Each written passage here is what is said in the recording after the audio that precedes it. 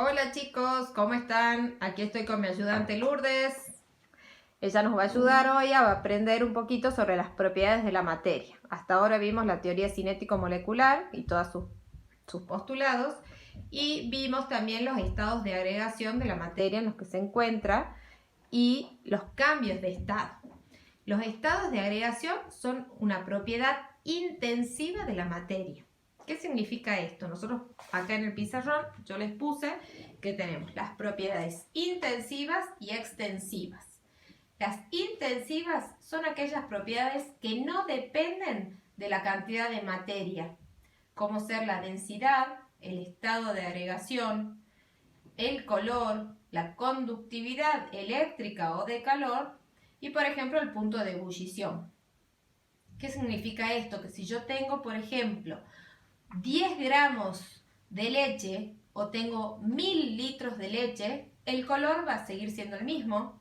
Si está en estado líquido, va a ser líquido en los 10 gramos o va a ser en los 1000 litros. El punto de ebullición va a ser el mismo, así sea una pequeña cantidad o mucha cantidad, el punto de ebullición va a ser siempre el mismo. Las propiedades extensivas son aquellas que sí dependen de la cantidad de materia, como son el volumen, el peso y la masa. Entonces, por ejemplo, acá Lourdes nos va a mostrar, nosotros tenemos agua. El agua tiene color transparente, es una propiedad intensiva. A su vez, no tiene casi olor, ¿verdad, Lourdes? No tiene casi olor. Y si la ponemos en un recipiente pequeño o en un recipiente más grande, sigue siendo transparente, sigue sin tener olor, sí, sigue sin tener olor, y el punto de ebullición, que no lo estamos comprobando ahora, va a ser el mismo en las dos cantidades, en la mayor o en la menor. Y sigue estando en estado líquido. Ahora si vemos, por ejemplo, el azúcar, que está en estado sólido, es color blanco, casi no tiene olor, ¿verdad, Lourdes? No. Si la ponemos en un recipiente pequeño,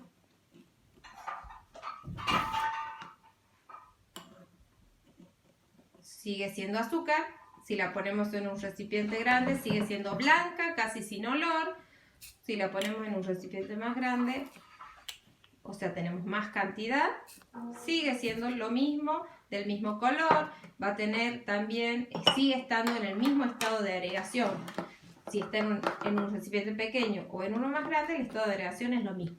Pero en los dos casos, las propiedades extensivas van a ser distintas.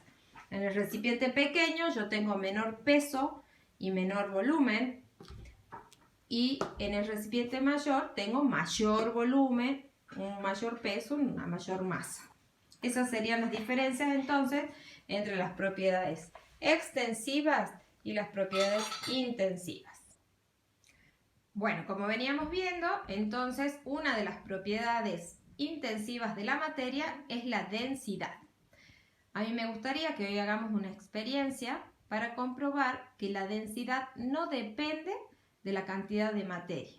Yo puedo tener poquita cantidad o mucha cantidad y la densidad de un material determinado va a seguir siendo el mismo, porque la densidad es la cantidad de masa que se encuentra en un volumen determinado. Ahí yo les escribí en la pizarra que la densidad es igual a la masa sobre el volumen. Su fórmula se expresa D es igual a M sobre B y la unidad va a ser gramo sobre centímetro cúbico. Esa es la unidad de la densidad. Cuando yo expreso que algún material tiene, por ejemplo, que su densidad es 7, yo digo 7 gramos sobre centímetro cúbico, que significa que en un centímetro cúbico pueden entrar 7 gramos de ese material. Recién les decía entonces que la densidad significa la cantidad de gramos que entra en centímetros cúbicos. ¿Y qué es un centímetro cúbico? Ahí les hice el dibujo, es un cubo que tiene 1 centímetro por 1 centímetro por 1 centímetro. Entonces quiere decir, si yo les decía recién, por ejemplo, la densidad del aceite es 7 gramos sobre centímetro cúbico, quiere decir que en un cubito de 1 centímetro cúbico entran 7 gramos de aceite. Ahora vamos a hacer una experiencia con el agua para comprobar cuál es la densidad del agua. Bueno, la actividad de hoy entonces es calcular la densidad del agua. La fórmula es D es igual a masa sobre volumen, que se expresa con esos símbolos. M sobre B, como si fuera una división, ¿sí? Los materiales que vamos a usar son una balanza, agua y un vaso medidor. Y vamos a confeccionar esta tablita para que vamos registrando los datos. Entonces tenemos en la primera columna,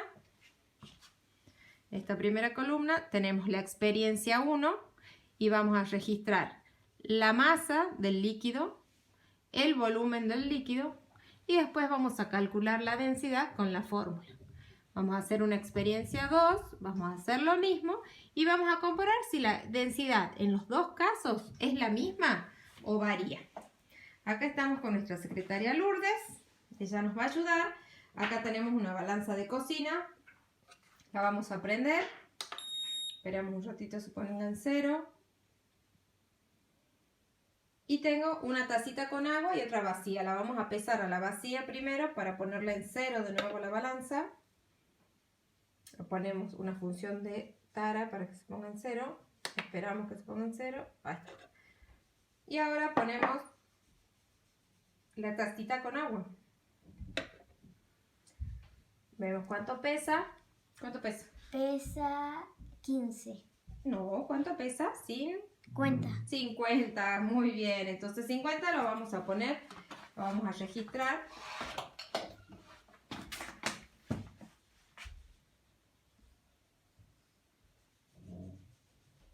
Perfecto, 50 gramos.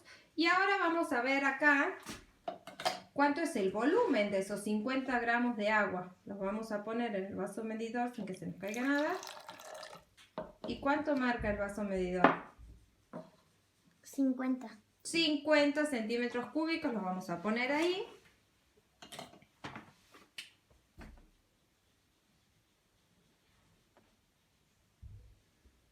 Y vamos a poner la fórmula. Masa sobre volumen, que es 50 sobre 50 es igual a ¿qué va a ser? 50 sobre 50 es igual a 1. A 1. Perfecto. Ahora vamos a hacer lo mismo para comparar otra cantidad, otro volumen de agua. Acá tenemos ahora otra taza, entonces la vamos a poner de nuevo en la balanza y la vamos a poner en... No, vamos a apretar el botón para ponerla con la taza. Ponerla la taza encima. Apretamos el botón de tara.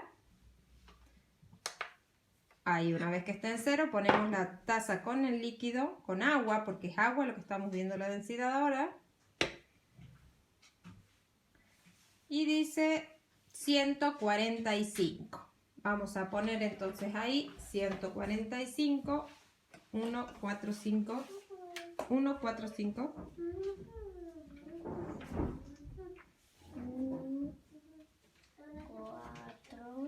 5. Perfecto. Y ahora eso vamos a ver el volumen que tiene. Vamos a tirar el agua. No, esa agua la vamos a tirar acá. No. Esta agua ya no nos servía, no queremos medir más esa agua, queremos medir agua nueva, tenemos que tener el medidor vacío. Vamos a poner el agua. ¿Y cuánto nos marca?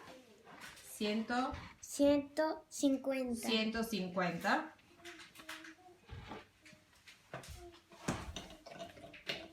Uno, 5, 0.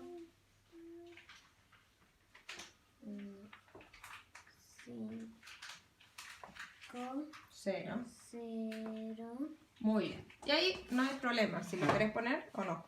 Sí. 1, 4, 5 dividido en 1, 5, 0. 1, 4, 5. 4, 5. Dividido en 1, 5, 0. 5, 0. Es igual a 1. Perfecto. Entonces los resultados de nuestras experiencias son: en la primera situación teníamos una masa de agua de 50 gramos cuyo volumen tenía 50 centímetros cúbicos. Calculamos la densidad y nos dio 1 gramo sobre centímetro cúbico. La segunda experiencia teníamos una masa de 145 gramos y un volumen de 150 centímetros cúbicos, y al hacer el cálculo nos dio 1 gramo sobre centímetro cúbico. ¿Qué podemos concluir entonces? Que la densidad del agua es 1 gramo sobre centímetro cúbico y que es una propiedad intensiva que no depende de la cantidad de materia. Yo puedo tener 50 centímetros cúbicos, 150 centímetros cúbicos, 1000 centímetros cúbicos, 10.000 centímetros cúbicos, y lo mismo, la densidad del agua va a seguir siendo 1 gramo sobre centímetro cúbico. A continuación les dejo un archivo con las actividades para hacer. Gracias.